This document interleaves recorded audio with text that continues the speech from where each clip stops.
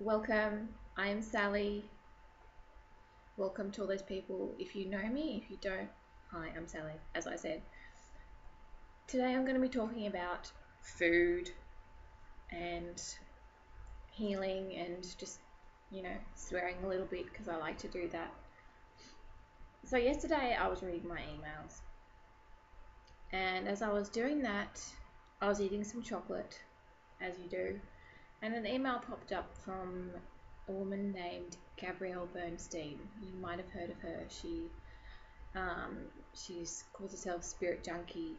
She's got a book out. She's got a pretty successful website, runs courses and does talks and all sorts of things like that. Um, and yeah, I was eating chocolate at the time, and the title of the email was "How I've Stayed Off Sugar for 2 years. I've quit sugar" or something like that. It kind of made you want to spit your chocolate out and think, "Oh shit, I shouldn't be eating sugar because she doesn't eat sugar. Oh fuck, what have I done?" It's one of those sort of fear-inspiring emails. And then you sort of think, well, wait a second, what's so bad about sugar? And for someone like me who has run the gamut, run the gamut of the whole eating disorder array, bought into the, sugar is bad, this type of food is bad, that type of food is bad, was gluten-free for sort of 8 years, um, uh, pretty much was diagnosed with celiac disease, was very, very restricted in what I ate, had sort of a lot of fear around food, and has just sort of come back to a nice balance in food, and has reduced the amount of fear around all sorts of foods, and is just, finding that nice happy balance and enjoying food again. To read that really pissed me off, actually, because I really truly believe now that food is not the issue. It is our emotions and our thoughts, and there is always a deeper issue at play. It's not food. People focus on food so much. Gabrielle Bernstein is obviously still focusing on food so much that she's not healing her emotions, toxic emotions that are causing whatever it is, whatever maladies, whatever she thinks she can control by cutting out sugar. She feels that she's doing the best possible thing. She's somehow pleasing society, pleasing God in a sense. Some people think that they're doing the best thing. You're pleasing God if I just cut out sugar. I can control this. I can control that. And I scrolled down the page, and then there was a gluten-free, sugar-free recipe for a cake. And then you think, oh, suddenly it's gluten as well. You can't eat sugar and you can't eat gluten. After being off gluten for so many years, I was feeling so deprived. I'd lost a lot of weight. Anyway, I went back to have another endoscopy to see what the state of my stomach lining was, which is what they do when they first diagnose you as a celiac in many cases. My stomach hadn't regenerated in any possible way, so after stopping gluten, it hadn't actually helped. My body was crying out for wheat. I'd walk into supermarkets and I'd see, bread rolls on the shelf, and I'd want to just sort of rip into that sort of stuff. Anyway, I started to incorporate that food again just in the last 6 months, and I haven't had any problems whatsoever. So I started to see things in a different light. I started to see that media, society has placed such fear around certain aspects of food, anything. It could be anything. Preservatives, like it'll be air next that is killing us. I specifically do not watch the news because it is such a negative thing. There is no filter. It is bam in your face. This is fear. This is fear. This is fear. I don't let my daughter watch it. She's a young person. that's my choice. I feel as children, they're so open to what is going on around them. They have no filter. Everything just goes straight into their subconscious mind, and they just take it all in. They're like little sponges, you know. And I, as an adult, as a parent, have a responsibility to her to be careful about what negativity is really placed into her mind. So I try to bring her honesty, though. Um, I'm a very honest parent. We have very, emotionally um, open line of communication, and she can come to me with anything. And that's what really, I think, gives us a really strong connection as mother and daughter. And we have a really good relationship. And she's thriving. She's a very, very resilient, emotionally intelligent child. Some of the things she comes out with really inspire me, you know. So, yeah, negativity, fear, we can all feel really impacted by it. And by focusing on food and feeling food is a problem, just by simple law of attraction, we're just going to keep feeding that fear around food. So we can eat something, perpetuate the fear. We're already thinking this is going to cause a problem in my body, this is what's causing the problem. And we'll believe it no matter what, stomach ache, brain fog, whatever issues that have just become pages and pages and pages of this food causes this. If we just let it go and we get down to the deeper issue, we sort of work on resolving the emotional toxicity, the core issues. You enjoy your food. You won't have an issue because it's not about the food. Oftentimes it's about having a deeper spiritual connection, a connection to God, a connection to yourself, an intuitive connection. People are missing this, and they just don't have that connection. And I was really shocked when I got that email from Gabrielle Bernstein to see that, as a healer or a coach or whatever, she's still so unhealed. There are so many unhealed healers around, and it is so very detrimental to people. You have to be healed. You have to walk the talk. You have to know what you're doing if you're going to be guiding people.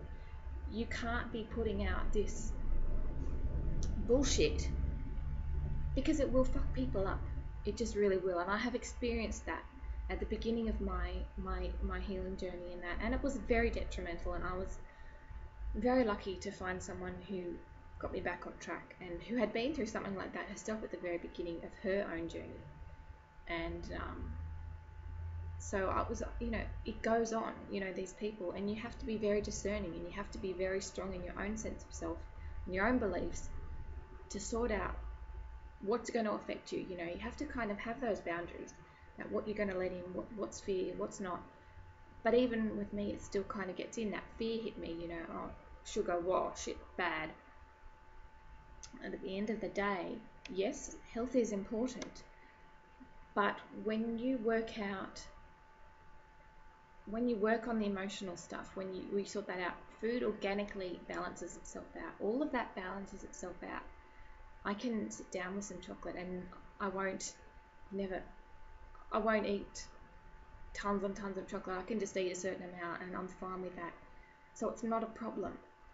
And that's something that happens organically once you work on the emotional side of stuff, because that's what's really causing the issue with food. And people who feel they need to cut something out completely and control like that, it's because they're not really focusing on what the real issue is that makes them feel they need to control. Do you understand what I'm saying? All of this comes from my own personal experience, from my own healing work, from the stuff I've done. So I've been through all of this. This is where I'm at now. This is why I can say that email hit me hard.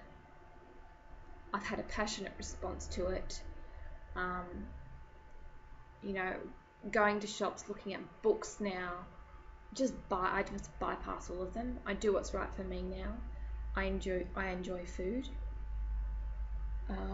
And it balances out. Don't be so frightened of food. I want to say to someone who is recovering from, and this is emotional, because not wanting to eat for me was about trauma. It was just about I could not eat. It just felt the amount of trauma inside of me was just like food was just like disgusting. I just felt the amount of trauma inside of me. It was part of it was wanting to stay super thin, and it was to do with sexual assault and abuse and needing to stay a certain size in a self-protective measure, and not wanting to be female. And that's letting out a lot of vulnerability there for me to just say that. And I think a lot of people need to realise, I think a lot of eating disorder issues come from a base of that, a base of sometimes sexual abuse issues, and issues with being, female, and even wanting to be in your own body sometimes. And the only way you can get control sometimes is with food. If that's the only control you have over your body, if you've lost control of your body in certain issues, whether it be through rape, any kind of assault, emotional abuse, whatever, the only control you can get back sometimes is through food. Coming back from that, the amount of trauma you feel inside of yourself, sometimes you just can't eat. If that's surfacing inside of you, and with the healing I was doing, that was surfacing inside of me, and food I just couldn't eat. My stomach would just clench down and just wouldn't allow it. I had to let myself go through that process, and in that process I did lose a lot of weight.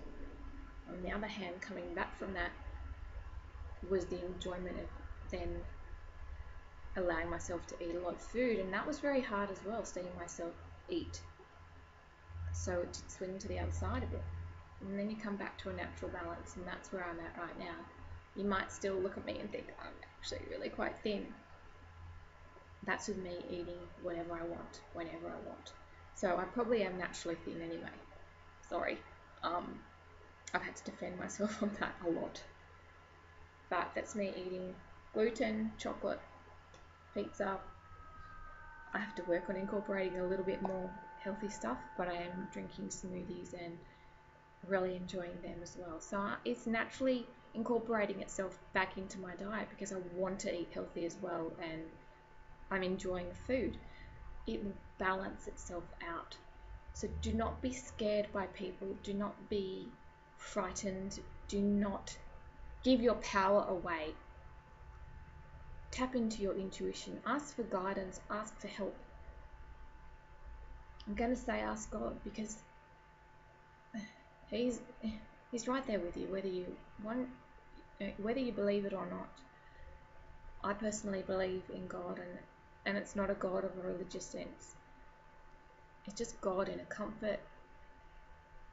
God who wants me to, prosper, succeed, be abundant, and He can help me and guide me. And we all have we all need that. We all need that. So I just want to say thank you for listening. If you were inspired or you have any questions, comments, you can write them down below. You can subscribe to my channel.